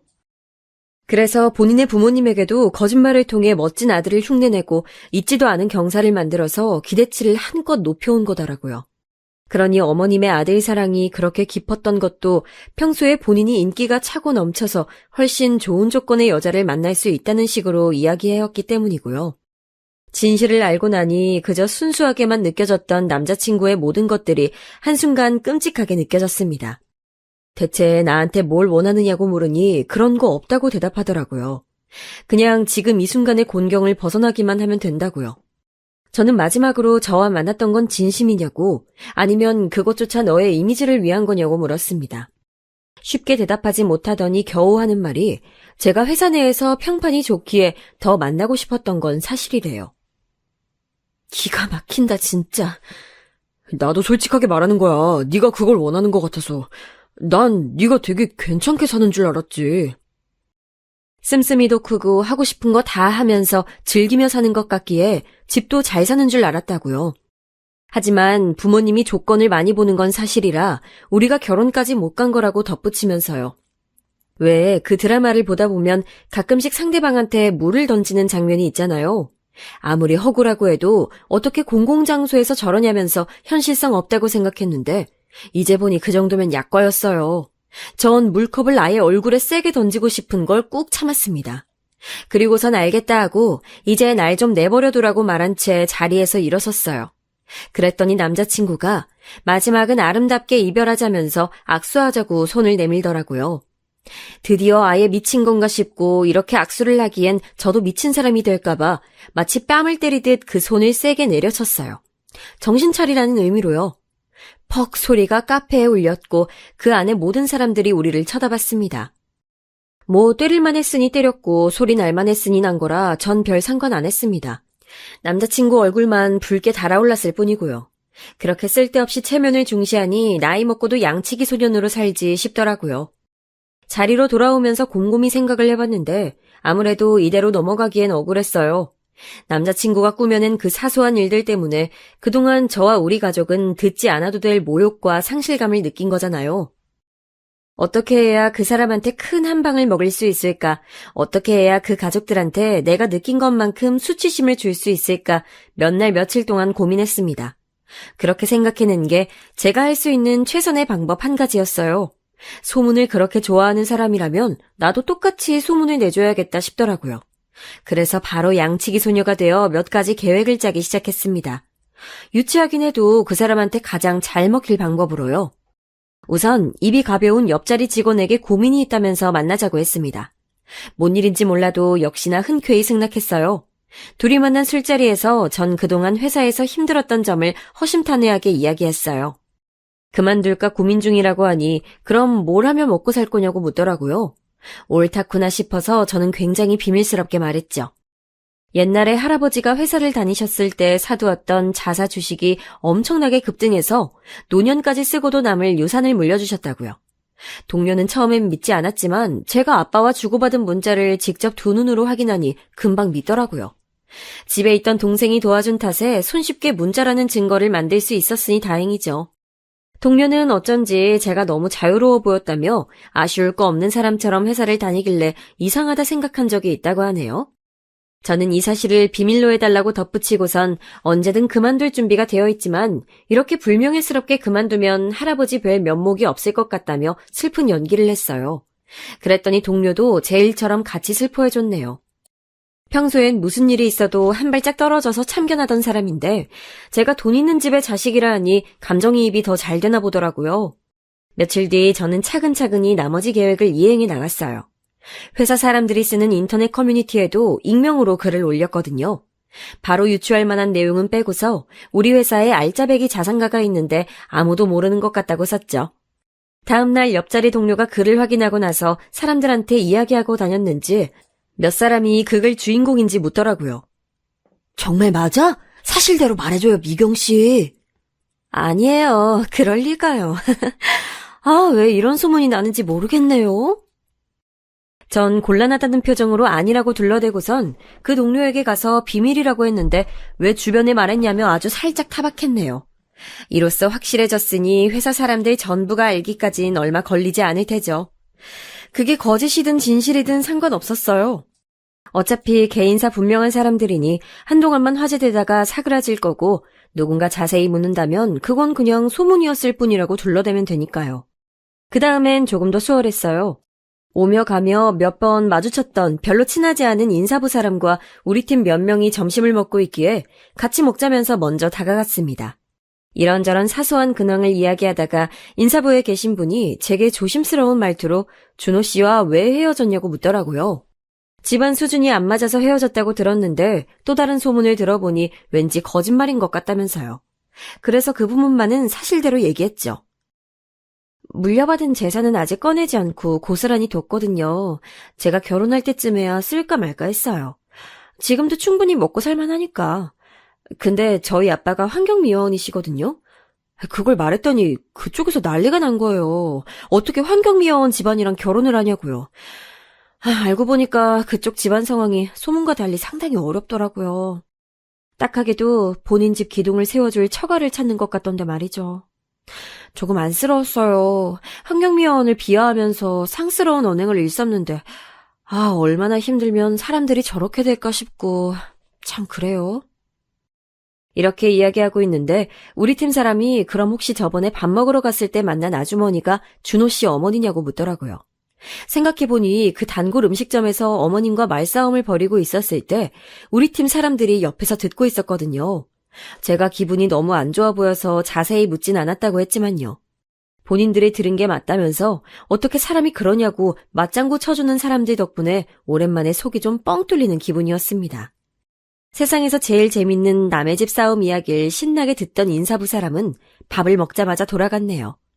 일이 생각보다 더 커질 듯 했지만 제 예상보다 더 재밌어지기에 자꾸만 웃음이 터지는 걸 꾹 참았습니다. 그리고 정확히 사흘 뒤 전 남자친구가 집 앞으로 저를 찾아왔습니다. 처음엔 씩씩거리면서 왔지만 제 얼굴을 보자마자 뻔뻔함을 좀 자각한 건지 화를 가라앉히더라고요. 그러면서 사람들한테 자기 사정 얘기했냐고 묻길래 나는 너처럼 거짓말 안 하고 과장도 안 하고서 있는 그대로 말했다고 했어요. 그랬더니 말귀 못 알아듣고 어떻게 그럴 수 있냐, 복수하는 거냐 등등 갖은 투정을 다 부리기에 무시하고 집으로 들어가려 했습니다. 그랬더니 진짜 하고 싶은 말은 따로 있었다는 듯이 저를 붙잡더라고요. 있잖아, 그거 말이야. 네가 100억대 자산을 갖고 있다는 소문. 그거 설마 진짜야? 아니지? 너 나한테 그런 얘기 한 적 없잖아. 아니야? 순간 저도 모르게 크게 웃고 말았습니다. 정확히 노년까지 쓰고 남을 돈이라고만 했는데 그게 어느새 나도 모르는 100억대 자산으로 불어나 있더라고요. 소문이라는 건 매번 사람 입을 탈 때마다 그 모습이 변하니 알면서도 참 징글징글하네요. 거짓말이지? 웃는 거 보니까 거짓말이네. 맞지? 아니, 난 네가 찾아온 이유를 알 것 같아서 웃는 건데? 이제야 진실을 알고서 내 바짓가랑이 붙잡으러 온 거 아니야? 바짓가랑이라니 무슨 말이 그래. 어머, 미안해. 아직도 말이 헛나오네. 그래도 이렇게 얼굴 보니까 좋다. 사실 조금 흔들리는 것 같기도 해.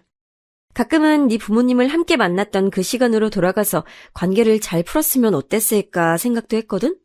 그럼 우리가 이렇게까지 되진 않았겠지 싶고. 너도 이렇게 찾아온 걸 보면 내가 밉지만 조금은 그리워했다고 생각해도 되나? 나도 내 마음 잘 모르겠다. 어쨌든 조심히 가. 안절부절 못하는 전 남자친구를 두고서 보란듯 콧노래를 부르며 집 안으로 들어왔습니다. 일부러 마음이 남은 척해서 헛된 희망을 주고서 매달리면 그때 다시 한번 걷어차고 싶었거든요. 마지막에 전 남자친구의 넉나간 얼굴을 보니 어느 정도 효과가 있었던 것 같아요. 그렇게 그간 있었던 일들을 가족들에게 신나게 얘기했더니 나이 먹고 그게 무슨 유치한 짓이냐며 잔소리하시네요. 그렇지만 이내 다 같이 웃음을 터뜨리고 말았어요. 죄 지은 것도 아닌데 뭐 진지할 거 있나요. 특히 동생이 엄청 통쾌해하기에 그게 참 웃겼네요. 그러니 부모님도 내심 조금은 후련하지 않을까 싶었죠. 그런데 전 남자친구 쪽은 제 생각보다 이 거짓말에 대해 꽤나 진지했나 봐요. 그로부터 며칠 후 갑자기 연락해서는 같이 살던 집에 두고 간 게 있다면서 짐 챙기러 오라고 하더라고요. 생각해보니 옷 몇 가지를 두고 온 게 맞는 것 같아서 동생을 데리고 함께 갔습니다. 그런데 집 들어가자마자 깜짝 놀랐네요. 제가 혼자 오는 줄 알았는지 전 남자친구와 아버지, 어머니가 다 같이 계시더라고요. 얼떨결에 다시 한번 상견례를 하는 기분이었어요. 전 남자친구는 다시 만나고 싶다는 제 거짓말을 진짜로 믿었던 거예요. 가자마자 전 남자친구는 웃으며 제게 꽃다발을 안겨줬어요. 왔니? 미경아, 여기 네가 좋아하는 꽃 사왔어. 그 자리에서 꺾어버리려다 우선은 참았습니다. 그리고 그렇게 어색하게 마주 앉았는데 그쪽 아버지가 처음 듣는 사근사근한 목소리로 그동안 잘 지냈냐고 묻더라고요. 아니, 뭐 잘해준 것도 하나 없으면서 왜 그렇게 잘 지냈냐고 물어들대는 건지, 왜 저를 불러낸 건지 살짝 예상은 갔지만 저도 모른 척 대화를 주고받았어요. 그러다 할 얘기가 떨어질 때쯤 그제야 너무나 속이 뻔히 보이는 말을 하더라고요. 역시 그 집은 염치를 모르는 무지한 집안이 맞았어요. 우리가 그때 이 결혼에 대해 조금 더 생각해보자고 했던 거 기억나지? 전에 듣기론 두 사람 다 고민도 많이 했고 얘기도 나눌 만큼 나눈 것 같은데 시간도 꽤 지났고 이제 미룰 것도 없지. 늦춰진 만큼 결혼 준비를 앞당겨 다시 했으면 하는데 네 생각은 어떠니, 아가?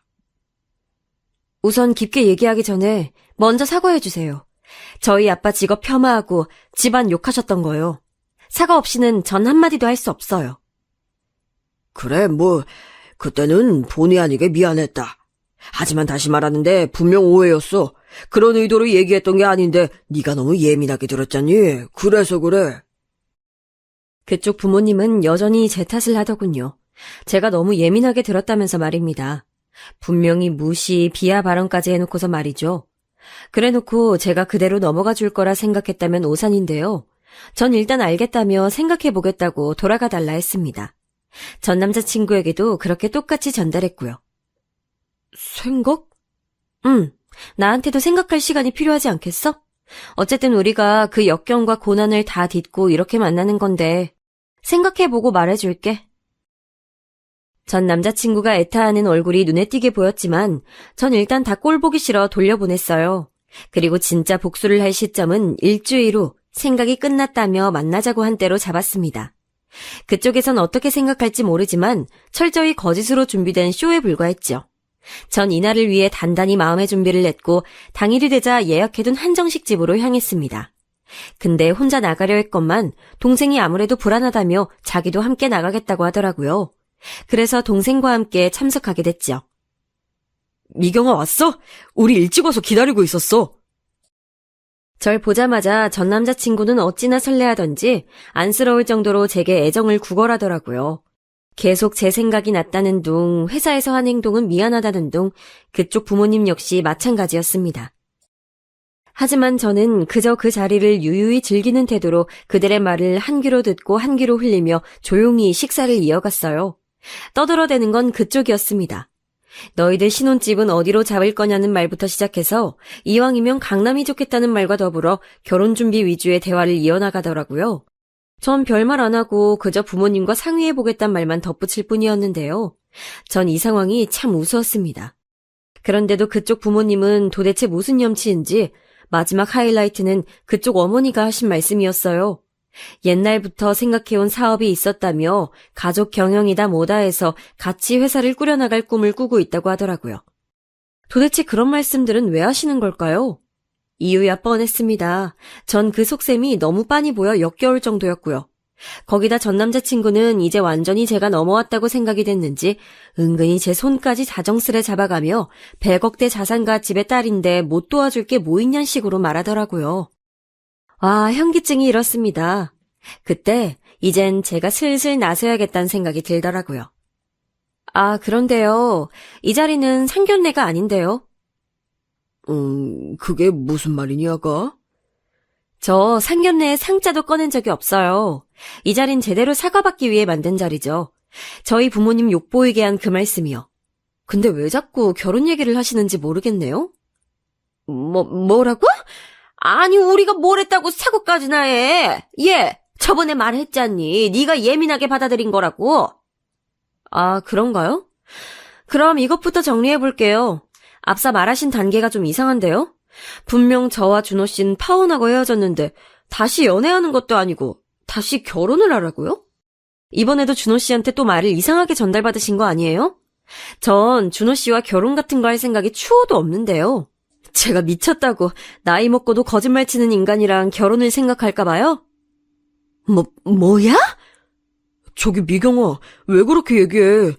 분명 너도 생각해보겠다고 했고 나한테. 아, 그게 혹시 내가 결혼을 한다는 의미로 받아들여진 거야? 미안하지만 난 그럴 생각이 없는데. 그랬더니 그쪽 부모님이 적잖이 당황한 듯 말을 흐리시더라고요. 얼굴이 순식간에 붉어져 무슨 말도 못하고 허둥지둥 거리는데 보기 좋았습니다. 전 남자친구도 크게 당황하며 저를 말리는데 아마도 본인 부모님한텐 분명 제가 자신을 미치도록 좋아하고 헤어질 수 없다며 호언장담이라도 해놓은 것 같았습니다. 그러니 저렇게 저쪽에서 당당히 강남 아파트니 사업이니 하는 말들을 늘어놓을 수 있었을 테니까요. 전 그 부분이 참 어이가 없었습니다. 어쩌면 사람이 이토록 한결같을 수 있을까요? 뭐야, 너 정말로 또 지어낸 거야? 그 버릇 언제 고칠래? 이번엔 또 뭐라고 말씀드렸는데? 제발 그만 좀 하자. 그놈의 돈 보고 이러는 거 뻔히 아는데 그래도 최소한 사람답게 살아야지. 한 집안이 다 나이값 못하고 살면 어떡해? 미경아. 아가, 너 말하는 두가 어른한테 그게 뭐니? 아직도 우리한테 오해가 있는 것 같은데 흥분하지 말고 일단 앉아서 얘기하자. 그리고 아무리 화가 나도 어른한텐 그래서는 안 되는 거야. 이 와중에도 훈계를 하고 싶으시다니. 전 똑바로 두 눈을 마주뜨고 바라보다 도저히 안 될 것 같아 그냥 일어서 버렸습니다. 근데 갑자기 그쪽 어머니와 전 남자친구가 절 억지로 붙잡고 앉히려 하더라고요. 순간 당황스러운 나머지 몸이 휘청였습니다. 그런데 그때까지 꾹 눌러 참고 있었던 것 같은 동생이 갑자기 미친 듯 달려들더니 그 가족에게서 저를 떼어주더라고요. 동생이 그렇게 목청이 좋은 건 처음 봤어요. 이거 놔! 우리 언니 놓으라고! 어딜 그 더러운 손을 대! 인간도 아닌 것들이! 처음 보는 동생의 모습에 당황했지만 얘도 그동안 옆에서 제가 당해온 험한 꼴 보면서 얼마나 답답했을까 싶어서 그냥 큰 소리치게 내버려뒀죠. 그리고 전 이 자리에 동생을 데리고 나오길 잘했단 생각을 하며 마지막으로 제 딴에 마무리를 했습니다. 더는 보지 않길 바라면서요. 아버지, 어머니, 만나서 반가웠습니다만 저 이만 가볼게요. 이제 와서 저를 붙잡으시려는 것 같은데 이미 많이 늦어서요. 쓸데없이 후회하진 않았으면 좋겠네요. 그리고 아들이 30 넘도록 거짓말하는 버릇은 꼭 매를 들어서라도 고치셔야겠어요. 저희 아빠가 말하길 사람이 버린 쓰레기는 치울 수 있어도 쓰레기 사람은 치우기 힘들다고 했거든요. 이렇게 마주보는 것조차 너무나 비위가 상해서 말이에요. 그리고 마지막으로 저 아가 아니거든요. 그럼 가볼게요. 그런데 참 사람이 이렇게 말했다면 정말 끝이라는 걸 알아야 하잖아요. 그댁 부모님들 제가 얕봤더라고요.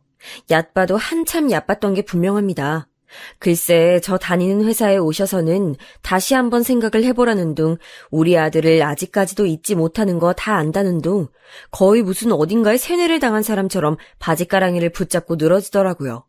그제야 알았습니다. 이 집안 문제점은 아들에게만 있는 것이 아니라 그 아들을 교육한 부모에게도 있다는 것을요. 그쪽 부모들은 저를 통해 정말 한 몫이라도 잡아보고 싶었던 건지 끈질기게 달라붙었어요. 회사로 저희 집 앞으로 심지어 제 부모님까지 찾아갔지 뭡니까? 아이고 사돈 잘 지내셨어요? 제가 그동안 연락이 너무 없었죠. 다름 아니라 우리 애들 둘이 서로 오해가 있어서 아직 못 합치고 있는데 이럴 때 우리 어른들이 나서면 어떨까 싶어서요. 아빤 그때 정말 크게 당황하셔서 한참이나 그쪽 어머니를 멀거니 바라보셨다고 해요.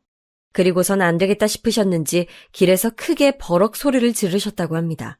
다신 내 딸 귀찮게 하지 말라고 당신들 속셈 빤히 보이니 더 이상 그 더럽고 추한 욕망 드러내지 말라고요. 아빤 그렇게 해야 이 사람들이 거머리 같은 행동을 그만둘 것 같았다고 합니다. 아빠가 길거리에 있는 사람들이 다 볼 만큼 크게 떠렁떠렁 소리를 질러대니 그제야 그쪽 어머닌 부끄러움을 알고 쏜살같이 도망쳤다고 하더라고요. 그 후론 저희 앞에 나타나지 않았고요. 아무쪼록 마무리는 저희 아빠가 깔끔하게 해주셨어요. 그리고 허둥지둥 도망가는 그쪽 어머니의 모습을 끝으로 그렇게 그 가족과는 완전히 이별할 수 있게 됐습니다. 모든 연락을 차단하고 제 인생에서 아예 지워버리기 위해 갖은 애를 다 썼어요. 그래도 조금은 복수했다는 마음에 통쾌했지만 한편으로는 씁쓸함이 크더라고요. 이렇게까지 했어야만 하는 제 자신이 안쓰러워서요. 하지만 움직이지 않았다면 그대로 실망하는 일이 있었겠죠. 뭐 그 뒤로는 별일 없었습니다. 어쩌다 보니 제가 먼저 회사를 그만뒀는데 얼마 안 돼서 그 사람도 그만뒀다고 하더라고요. 본인은 이 직장에 평생 뼈를 묻을 거라고 얘기해 왔었는데 무슨 연유로 그만둔 건지 정확히는 모르지만 아마도 회사 사람들 눈이 따가워서 그랬던 거겠죠. 그 후로 어떻게 됐는지는 알고 싶지도 않아서 굳이 찾아보진 않았네요. 아마도 새로 직장을 구하더라도 그 나쁜 버릇을 고치지 않으면 또다시 힘들어질 텐데 말이죠. 전 남자친구도 그의 가족분들도 예전보다는 조금 더 사람답게 인간성을 지키며 살아가고 있길 바랄 뿐이에요. 제가 일을 그만둔 건 거짓말 때문이거나 다른 껄끄러운 이유는 아니에요. 예상치 못하게 아주 거한 액땜을 하면서 지쳤던 시간들을 스스로 보상해주기 위해서 조금 쉬고 싶었거든요. 아무리 불같은 저여도 이번 일은 참 지난하고 고생스러운 시간들이었거든요. 저에게도 소중한 직장이었던 터라 그만둘 때 눈물이 찔끔 나긴 했지만 분명 저에게 더 알맞은 일이 따로 있지 않을까 싶어요. 당분간은 아무 생각 없이 특히 연애와 결혼 생각은 일절 금지한 채 나를 위해서만 즐기고 누리고 빚진 이들에게 은혜를 갚으면서 올 한 해도 보람차게 보내려고 합니다. 여기까지 저의 다사다난한 사연이었습니다. 혹시 끝까지 읽느라 피곤하셨나요? 그렇다면 이것보다 더 재밌는 일이 여러분의 오늘 남은 하루 중에 생길 거라 살짝 예언해봅니다. 봐주셔서 감사합니다.